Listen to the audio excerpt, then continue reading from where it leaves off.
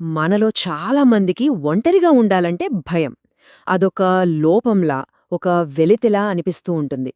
కానీ ఒక్కసారి ఆలోచించండి, ఈ ఫీలింగ్‌ని మనం పూర్తిగా మార్చేయగలిగితే, ఒంటరితనాన్ని ఒక బలహీనతగా కాకుండా ఒక సూపర్ పవర్‌లా చూడగలిగితే. సరే, ఈరోజు మనం మనలో చాలా మంది ఫేస్ చేసే ఈ ఫీలింగ్‌ని ఒక కొత్త కోణంలో చూద్దాం. ఏకాంతంలోని బలాన్ని తెలుసుకుందాం. ఇది భలే విచిత్రంగా ఉంటుంది కదా. మనందరికీ స్వేచ్ఛ కావాలి, ఫ్రీడమ్ కావాలి. కాని నిజంగా మనకు ఆ స్వేచ్ఛ దొరికినప్పుడు, అంటే మనం ఒంటరిగా మిగిలినప్పుడు, ఏదో కోల్పోయినట్టు ఒక రకమైన శూన్యం మనల్ని ఆవహిస్తుంది. బహుశా మనం ఒంటరితనానికి భయపడుతున్నామంటే నిజానికి మనం అసలైన స్వేచ్ఛకే భయపడుతున్నామేమో. ఈ విచిత్రమైన ఫీలింగ్ వెనుక ఉన్న అసలు కారణమేంటో ఇప్పుడు చూద్దాం. ఓకే, ఫస్ట్, ఈ ఒంటరితనం అనే ఫీలింగ్ ఎక్కడ నుండి వస్తుంది? దీని మూలాలన్నీ దాదాపుగా మనం ఇమోషనల్గా ఇతరులపై ఆధారపడటంలోనే ఉన్నాయి.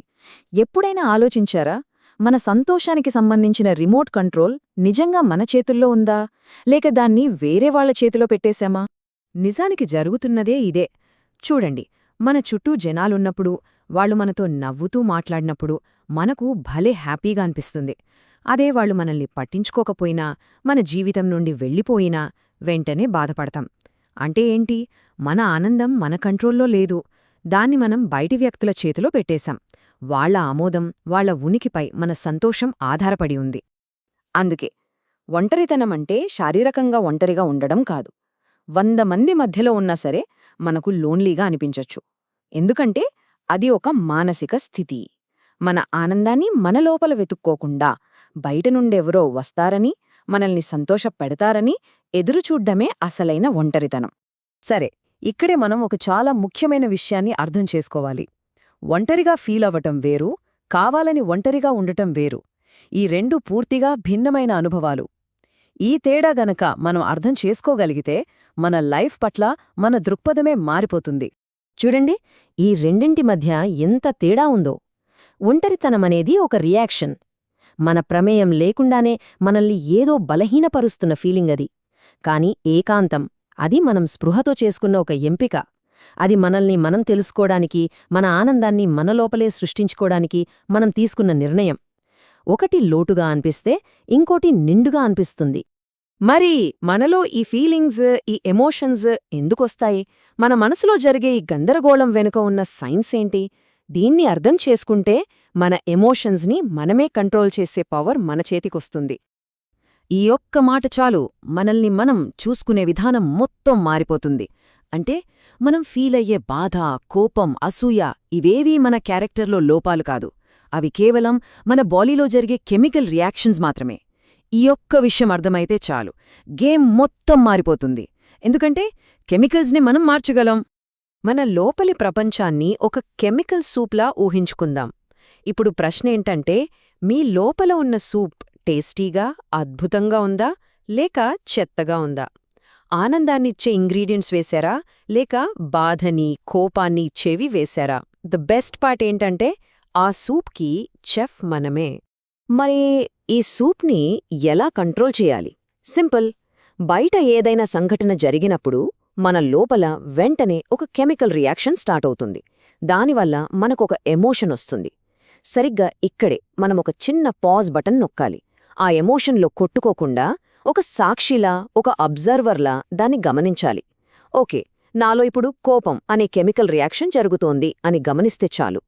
ఆ చిన్న గ్యాప్లోనే అసలైన స్వేచ్ఛ దాగి ఉంది. ఓకే, థియరీ బావుంది. కానీ దీన్ని ప్రాక్టికల్గా ఎలా అప్లై చేయాలి? ఒంటరిగా ఉన్న సమయాన్ని ఒక శాపంలా కాకుండా మనల్ని మనం తీర్చిదిద్దుకోవడానికి దొరికిన ఒక వరంలా ఎలా మార్చుకోవాలి? గౌతమ బుద్ధుడి కథనే తీసుకుందాం. తనతో ఉన్న 5 సహచరులు తనని వదిలేసి వెళ్ళిపోయినప్పుడు ఆయన కుంగిపోలేదు.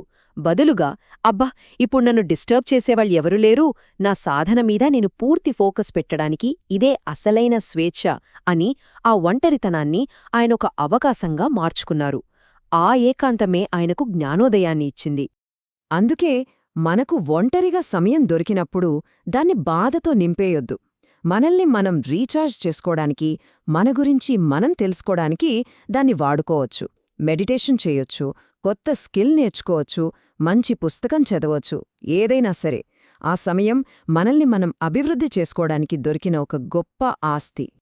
ఇలా ఏకాంతాన్ని ఒక సాధనగా మార్చుకోవటం వల్ల ఫైనల్గా మనకేం దొరుకుతుంది?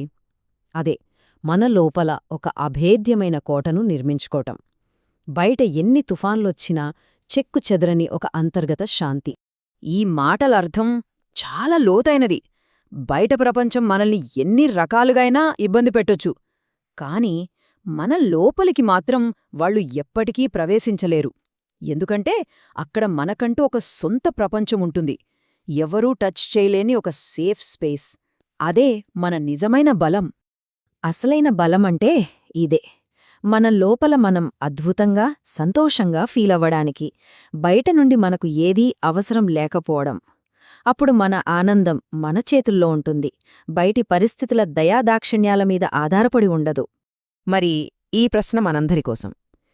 ఎవరూ తాకలేని మన లోపలి ఆ సొంత ప్రపంచంలో మనం ఎలాంటి అద్భుతాలను నిర్మించుకోవచ్చు? ఒక్కసారి ఆలోచించండి. ధన్యవాదాలు.